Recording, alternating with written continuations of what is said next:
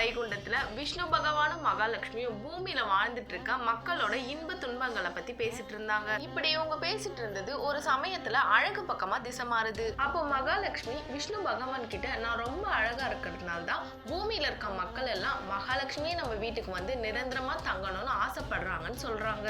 இதை கேட்ட மகாவிஷ்ணு தேவி பூலோகத்துல இருக்க மக்களுக்கெல்லாம் அகத்துல இருக்கிறது தான் அழகு, புறத்தோற்றம் வெறும் மாயை தான் அப்படின்னு அவங்களுக்கு தெரியலன்னு சொல்றாரு. அப்போ மகாலட்சுமி சுவாமி என்னோட அழகையும் பூமியில எனக்கு கிடைக்கிற மதிப்பையும் பாராட்ட மனம் இல்லாம தானே பேசிட்டு இருக்கீங்க.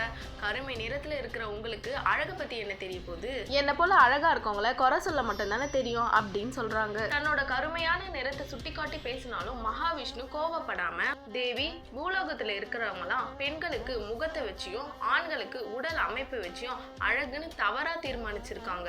ஆனா உண்மையான அழகே மத்தவங்களுக்கு தீங்கு செய்யாம இருக்கிறதும் நம்ம கிட்ட உதவின்னு தேடி வரவங்களுக்கு உதவி செய்யற எண்ணமும் தாங்கிறத மறந்தே போயிட்டாங்க. அப்போ மகாலட்சுமி சுவாமி மகாலட்சுமிங்கிற என்னோட பேருக்கு பேர் அழகுங்கிறது தான் பொருள்னு உங்களுக்கே தெரியும்.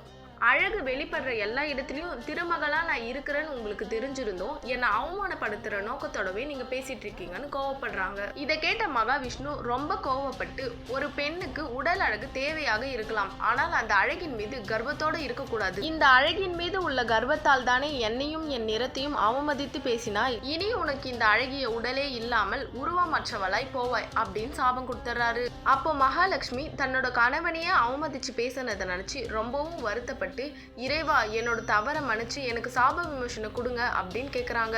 அவங்க மீது இறக்கம் கொண்ட மகாவிஷ்ணு தேவி பூலோகத்துல எந்த இடத்துல ஒரு முறை செய்த தவத்திற்கு கோடி முறை தவம் செய்ததற்கான பலன் கிடைக்குதோ அந்த இடத்துல என்ன நினைச்சு தவம் செஞ்சா உனக்கு சாப விமோசனம் கிடைக்கும்னு சொல்றாரு. உடனே பூமிக்கு வந்த மகாலட்சுமி ஒரு சமயம் சிவனின் கண்களை மூடியதால் சாபம் பெற்ற பார்வதி தேவி ஏகாம்பரேஸ்வரர் வணங்கிய இடமே தமக்கும் சாப விமோசனம் அளிக்கும் இடமாக இருக்கும்னு நினைச்சு தன்னோட தவத்தை தொடங்க ஆரம்பிச்சாங்க. மகாலட்சுமிக்கு தவத்தோட பலனாக தன்னோட உருவம் கொஞ்சம் கொஞ்சமா கிடைக்க ஆரம்பிக்குது. கடைசியா முழு உருவம் கிடைச்ச மகாலட்சுமி பஞ்சதீர்த்த கரையில மகாவிஷ்ணுக்காக காத்துட்டு இருக்காங்க.